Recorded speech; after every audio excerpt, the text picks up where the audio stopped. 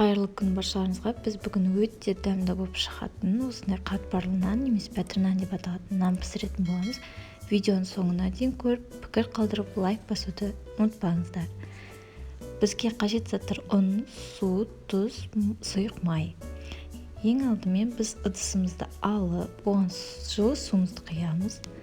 Оның үстіне тұзымызды саламыз. Кішкене араластырып, оның үстіне сұйық майымызды құятын боламыз. Енді ыдысымызға ұнымызды салып, жұмсақ етіп илейтін боламыз.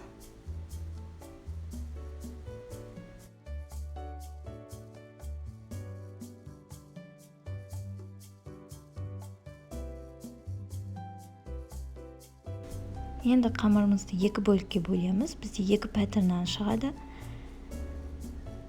Осылай кішкене формасына келтіріп 15 минутқа қойып қоямыз.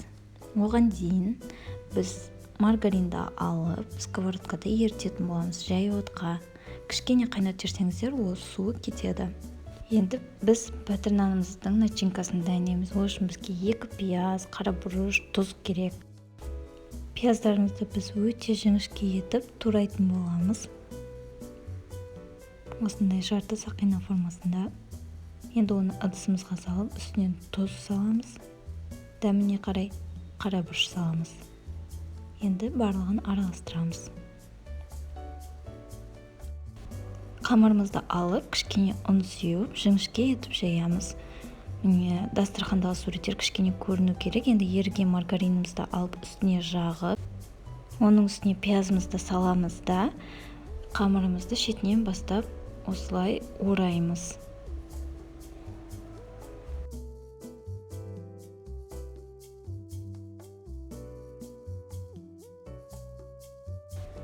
Осылай орап болғаннан кейін шетінен бастап домалақ формаға келеміз. Енді бұл қамырымызды қоя тұрып, екіншісін дәл солай істейтін боламыз. Мінекей біздің қамырларымыз дайын болды, начинкасымен бірге. Енді оларды кішкене ұн сеуіп жаятын боламыз.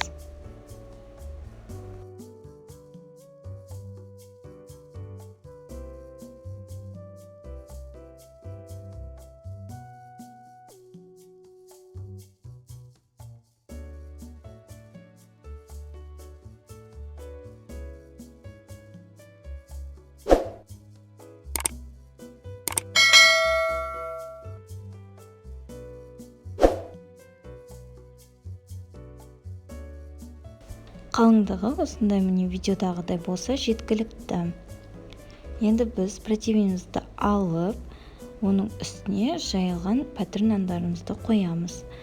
Духовкаға 200 градусқа 20-25 минутқа салатын боламыз. Мінекей біздің нандарымыз осылай қызарып шығу керек. Осындай қатпарлы, өте дәмді болып шығады. Міндетті түрде менің рецептіме істеп көрулеріңізге кеңес беремін.